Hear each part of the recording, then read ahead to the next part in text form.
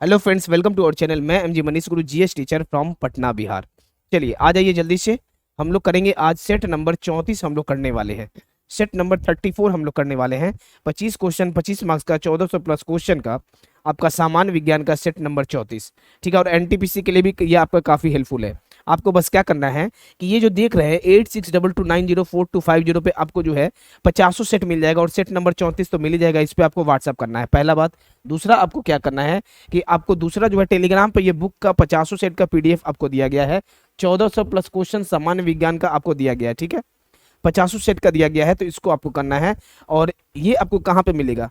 Set number जो है आपको 34 आपको जो है इसका मिल जाएगा। 50 सेट का सब कुछ आपको जो है टेलीग्राम पे या फिर लास्ट में तो यहाँ पे व्हाट्सअप कर दीजिए, आपको मिल ही जाएगा।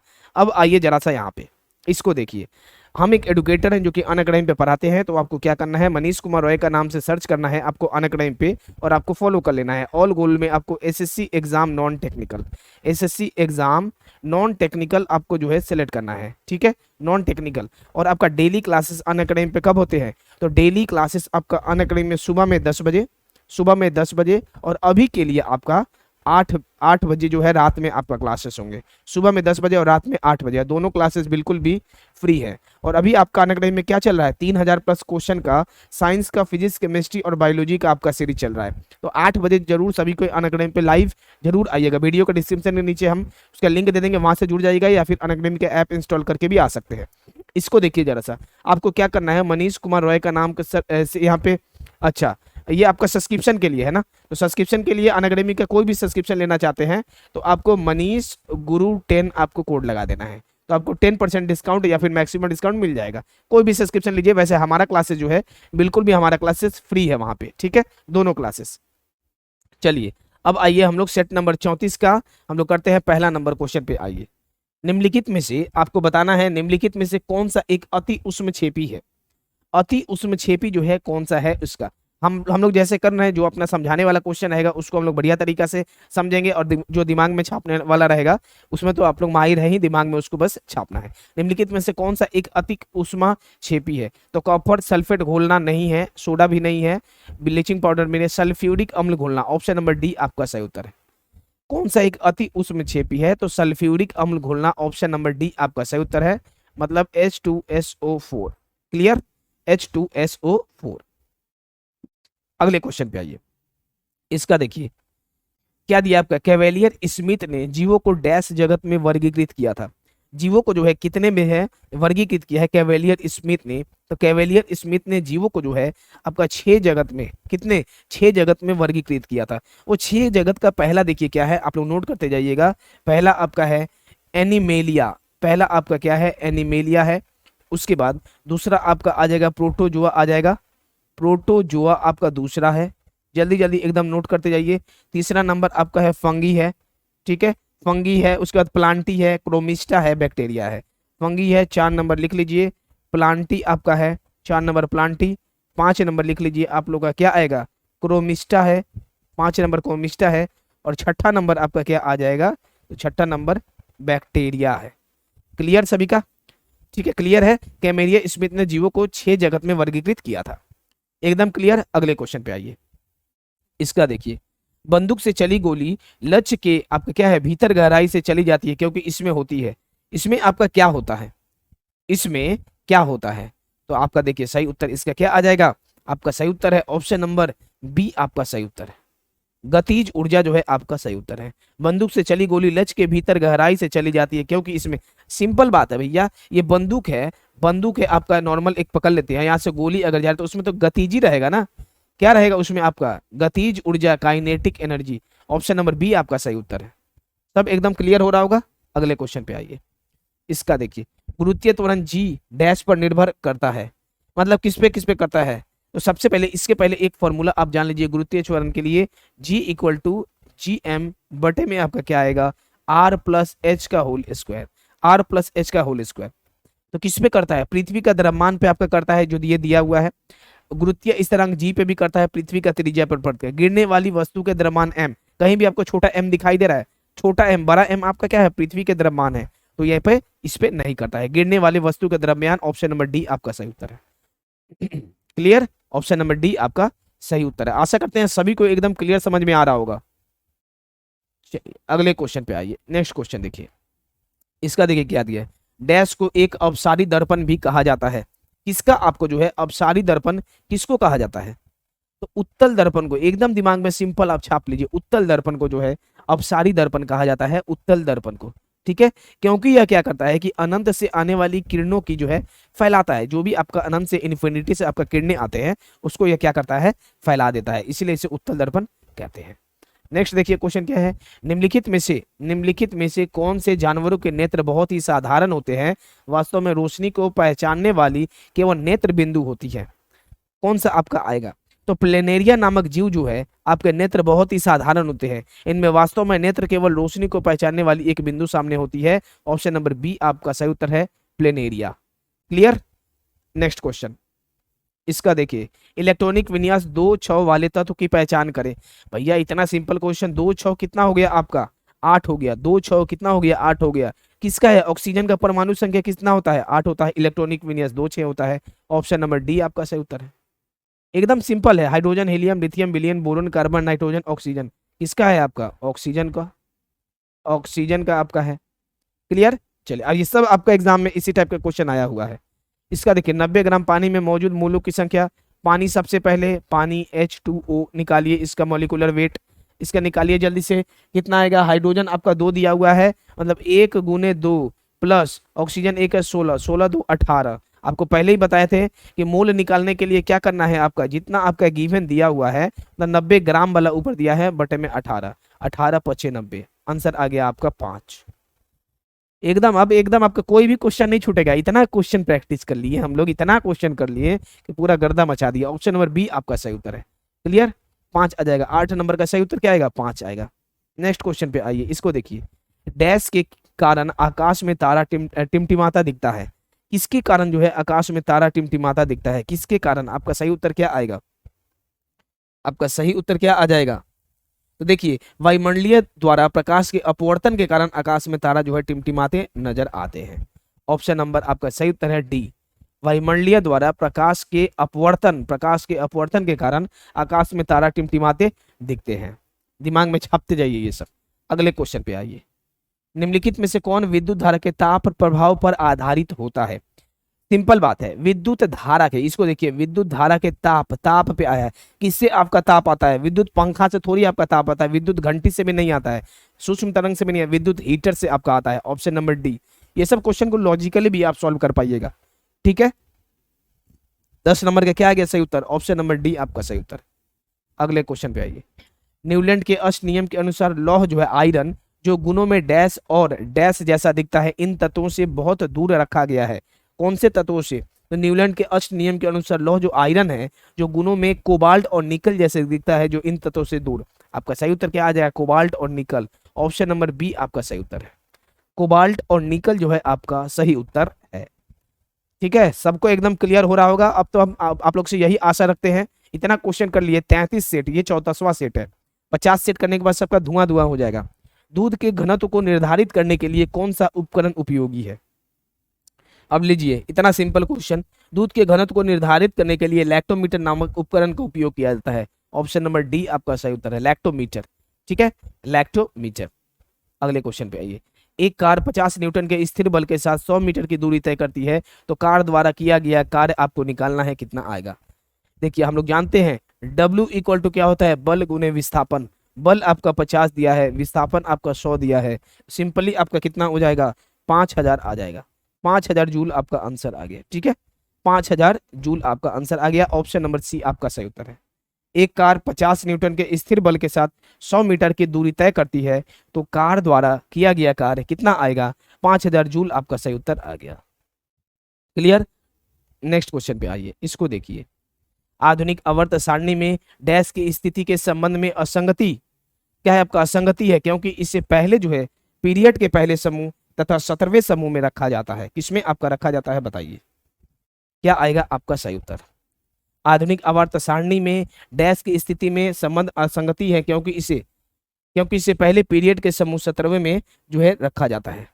इसका आपका सही उत्तर क्या आएगा? ऑप्शन नंबर सी आपका सही उत्तर है, हाइड्रोजन। ठीक है, आधुनिक आवर्त सारणी जो हाइड्रोजन की स्थिति के संबंध में असंगति है।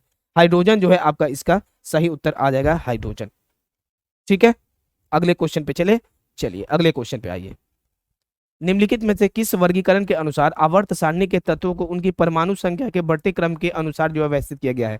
अब बताइए, परमाणु संख्या के आधार पे जो है सब आपका परमाणु द्रव्यमान के आधार पे आपका ये किया गया है। केवल मात्र जो है एक एक जो आपका आधुनिक आवर्त सरणी मौसले जी द्वारा, मौसले आपके, ठीक है, न्यूलैंड आपके किसके आधार पे, न्यूलैंड हो गए, डोबेर्नियर हो गए या फिर मेंडलीव, ये सब आपका द्रव्यमान के आधार पे परमाणु परमाणु ठीक है, एकदम ठीक लिखा हुआ है, परमाणु द्रव्यमान के आधार पे, द्रव्यमान के आधार पे, लेकिन केवल आधुनिक आवर्त सारणी मोसले जी द्वारा परमाणु संख्या के आधार पे। ऑप्शन नंबर सी एकदम क्लियर, इस सब एग्जाम में आया हुआ एकदम सब क्वेश्चन है, एकदम छपेगा एग्जाम में यहीं से। निम्नलिखित में से कौन सा पौधा जो है थैलोफाइटा समूह से वर्गीकृत नहीं होता है? थैलोफाइटा समूह से जो है वर्गीकृत नहीं होता है, कौन सा पौधा थैलोफाइटा समूह से वर्गीकृत नहीं होता है? तो आपका देखिए, कारा है, उल्वा है, स्पाइरोगाइरा है। जो रिक्सिया आपका जो दिया हुआ है ये क्या है आपका, या फिर इसी को लिखा जाता है रिशिया भी कहते हैं, रिशिया। ऑप्शन नंबर डी आपका सही उत्तर है, रिशिया जो है आपका थैलोफाइटा समूह से वर्गीकृत नहीं है, रिशिया। क्लियर, अगले क्वेश्चन पे देखिए इसका आइए। निम्नलिखित में से कार्बन के किस अपरूप की संरचना क्या है आपका, भूगर्भीय ग्लोब के समान होती है? निम्नलिखित में से कार्बन के किस अपरूप की संरचना भूगर्भीय ग्लोब के समान होती है? तो कार्बन के जो है अपरूप फ्लोरीन की संरचना है भूगर्भीय ग्लोब के समान होती है। ऑप्शन नंबर सी आपका सही उत्तर है, फ्लोरीन। ठीक है, क्लियर सभी का। इसका आइए अगले क्वेश्चन पे। निम्नलिखित में से कौन सा स्थिति समय संबंध का समीकरण करता है? स्थिति समय, स्थिति और समय हम आपको पहले ही बताए थे, यू सिंपल 0 कर दीजिए और आप ए 0 कर दीजिए, गुना उना नहीं करना है, बस यू को हटा देना है, ए को हटा देना है, यू और लास्ट और फर्स्ट वाला देखना है। आपको क्या आ जाएगा, यू हटाइए ए हटाइए, स्थिति और समय, आपका सही उत्तर क्या आ जाएगा 18 नंबर का, ऑप्शन नंबर ए आपका सही उत्तर है। समझिएगा इसको, जरा सा समझिएगा, बिल्कुल घबराना नहीं है। S equal to U T plus half A T square. अब हम लोग क्या किए, यू यहाँ पे ले लिए हम लोग 0, ठीक है, और ए ले लिए हम लोग यहाँ पे 0। अब आपका क्या बचा, तो आपका सिंपल यही ना बचा, एक आपका ये बचा, ये आपका क्या है, स्थिति है, ये आपका स्थिति है, और ये आपका क्या बचा, या तो टी बचा, ये दोनों तो समय ही आपका, दोनों समय है, स्थिति और समय। एकदम क्लियर सभी का, जरा सा भी डाउट नहीं होना चाहिए। क्लियर, नेक्स्ट क्वेश्चन में आइए। निम्नलिखित में से कौन जो है, निम्नलिखित में से कौन सा प्रमस्थेनिक से संबंध नहीं है? क्या है, निम्नलिखित में से कौन सा प्रमस्थिक से जो है संबंध नहीं है? इसका मतलब क्या होता है, प्रमस्तिक मतलब सेरेब्रम से संबंध नहीं है। ठीक है, जरा से इसको हम लिख देते हैं, सभी को क्लियर होगा। सेरेब्रम से जो है आपका संबंध नहीं है, यह अग्रमस्तिष्क का हिस्सा है। अग्रमस्तिष्क माने क्या होता है, फॉर ब्रेन होता है, यह आपका अग्रमस्तिष्क का हिस्सा है। तो ये जो है आपका सही है, पहला आपका। इसमें 2 भाग होते हैं जिन्हें प्रमस्तिष्क गोलार्ध कहा जाता है, ये भी सही है। यह मस्तिष्क का सबसे बड़ा भाग है, लगभग 60%, ये आपका गलत है। यह मस्तिष्क का उग्र शीर्ष और पार्श्व भाग बनता है, ये आपका सही है। कोई गलत कौन सा हो गया, option number C, according to question option number C. 2/3 भाग होता है आपका लगभग। अगले क्वेश्चन पे आइए। दूरदृष्टि दोष से पीड़ित व्यक्ति के नेत्र में किसी वस्तु का प्रतिबिंब कहाँ बनता है? कहां पर बनता है? दूरदृष्टि दोष से पीड़ित व्यक्ति के नेत्र में किसी वस्तु का प्रतिबिंब जो है रेटिना के पीछे बनता है। कहां, आगे नहीं, रेटिना के जो है आपका पीछे बनता है। ठीक है, और इस दोष का निवारण जो है उचित क्षमता वाले उत्तल लेंस के चश्मे द्वारा किया जाता है। दूरदृष्टि के लिए कौन सा आपका, उत्तल लेंस के लिए। अच्छा, आपका इंपॉर्टेंट क्वेश्चन है आपका कौन सा, तो उत्तल लेंस के द्वारा होता है, उत्तल लेंस के द्वारा। ठीक है, चलिए इसको देखिए जरा सा, ये देखिए अच्छा क्वेश्चन आपका दिया हुआ है, ये थोड़ा सा बढ़िया लेवल का क्वेश्चन आपका दिया है। देखिए, यदि प्रकाश का वेग से जल में जाने पर अपवर्तनांक आपका 1.33 है, तो प्रकाश के जल से वायु में, अब आपको पहला तो आपका आ गया वायु से जल, अब आपको किससे है, जल से जो है वायु में जाना है। देखिए सिंपली हम लोग जानते हैं म्यू बराबर क्या होता है, अपवर्तनांक बराबर स्पीड ऑफ लाइट, आपका कितना दिया हुआ है, स्पीड ऑफ लाइट होता है 3 × 10⁸ मीटर प्रति सेकंड। ठीक है, और आपका ये कितना दे दिया है, 1.33। ठीक है, तो ये आपका इधर आ गया, अपवर्तनांक इधर आ गया ना, तो ये आपका v आ जाएगा यहाँ पे तब, क्योंकि अपवर्तनांक तो आपका इधर आ गया। तो v बराबर आपके कितना है, जल में प्रकाश की गति आपका कितना आ जाएगा, इसको सॉल्व कीजिए। सॉल्व जैसे करते हैं इसको, 2.25 सॉल्व करने में तो आप लोग माहिर है, 10⁸ आएगा मीटर प्रति सेकंड। ये क्या आ गया आपका, जल में प्रकाश की गति आपका आया। अब आपको अपवर्तनांक आपको क्या निकालना है, जल से वायु में निकालना है। तो म्यू बराबर सिंपली आपका जो आया हुआ है 2.25 गुने 10 के पावर 8, और स्पीड ऑफ लाइट कितना होता है 3 गुने 10 के पावर 8। 10 के पावर 8 8 कट गया, 2.25 बटे में 3 आपका कितना आ जाएगा 0.75 आंसर। पूरा आशा करते हैं एकदम सभी को समझ में आया होगा। ऑप्शन नंबर सी आपका सही उत्तर है। ऑप्शन नंबर सी आपका सही उत्तर है। ठीक है, इसको जरा सा थोड़ा सा आप लोग करेक्शन कर लीजिए, इसीलिए कर लीजिए जरा सा कंफ्यूजन नहीं हो। वी आपका आएगा। क्लियर, क्योंकि अपवर्तनांक तो आपका यहाँ पे आ ही गया, ये आपका है म्यू। ठीक है, चलिए अगले क्वेश्चन पे इसको देखिए। निम्नलिखित में से कौन सा ऊतक जो है जड़ों से खाद्य पदार्थों का परिसंचरण करता है? जड़ों से खाद्य पदार्थों का परिसंचरण करता है। 22 नंबर का आपका आंसर क्या आ जाएगा? जाइलम जो है ऊतक पौधों से जड़ों से खाद्य पदार्थों का परिसंचरण करता है। यह खाद्य पदार्थों से तात्पर्य क्या है आपका? जल और खनिज है, वही आपका जाइलम। कहाँ गया भैया? जाइलम, बहुत बार किया हम लोग, जल से जाइलम वही चीज है। देखिए खाद्य पदार्थों मतलब क्या हो गया आपका? खाद्य पदार्थों मतलब यहाँ पे क्या तात्पर्य हो गया कि आपका जल एवं खनिज। ठीक है, चलिए अगले क्वेश्चन पे इसका देखिए। जीवाश्म काल निर्वाधन का एक तरीका जीवाश्म सामग्री में एक ही तत्व के विभिन्न डैश के अनुपात का पता लगाना आपका क्या है? इसका सही उत्तर क्या आएगा? 23 नंबर का। जीवाश्म काल निर्धारण का एक तरीका जीवाश्म सामग्री के एक ही तत्व के विभिन्न समस्थानिकों के अनुपात का पता लगाना है। ऑप्शन नंबर समस्थानिकों, ऑप्शन नंबर सी आपका सही उत्तर है। एकदम फिल इन द ब्लैंक जैसा ये आपका दे दिया गया है। ऑप्शन नंबर सी आपका सही उत्तर है। सब आपको वो सब दिमाग में छापना है। सॉरी, इसका बताइए। डैश का रासायनिक नाम कैल्शियम सल्फेट हेमेडेट होता है, किसका होता है? Option number C plaster of Paris. Plaster of Paris CaSO4.12H2O। ठीक है, CaSO4.12H2O प्लास्टर ऑफ पेरिस, इसी का कैल्शियम सल्फेट हेमिडेट। हेमिडेट क्यों आया? देखिए आपका आधा है, हेमिस्फेयर आधा स्फेयर, हेमिडेट आपका आधा है इसीलिए है। क्लियर एकदम लॉजिकली देखिए। डैश जो है आपको बताना है, डैश समूह 17 का सबसे कम अभिक्रियाशील मूल तत्व है। सबसे कम जो है समूह 17 का सबसे कम अभिक्रिया जो है कौन सा है बताइए आप? इसका सही उत्तर जल्दी से, इसका सही उत्तर क्या आ जाएगा? आयोडीन जो है आपका समूह 17 का सबसे कम अभिक्रिया है। ऑप्शन नंबर बी आपका सही उत्तर है, आयोडीन जो है आपका सही उत्तर है। ठीक है, 17 का जल्दी से आइए देखिए, ये आपका है 17 नंबर, ये आपका है 17 ग्रुप है, तो आपका फ्लोरीन क्लोरीन ब्रोमीन आयोडीन आपका जो है ये आपका सही उत्तर आएगा। ठीक है, आयोडीन आपका क्या है? सबसे कम अभिक्रियाशील मूल तत्व आपका जो है आयोडीन है। तो यहाँ पे हम लोग 2500 क्वेश्चन सॉल्व कर लिए। सेट नंबर 34 हो गया। जो जो एक्सप्लेन करना था बढ़िया तरीका से सभी को समझ में आ रहा होगा। जो दिमाग में छापना है वो तो आप लोग छाप ही रहे हैं। अब हम लोग का अगला सेट कौन सा आएगा? सेट नंबर 35 आएगा। बहुत जल्द हम लोग 50 सेट को सॉल्व कर लेंगे, और जल्दी से जो है सभी को हम रिक्वेस्ट करेंगे कि इस क्लास को भी आप लोग मिस मत कीजिए।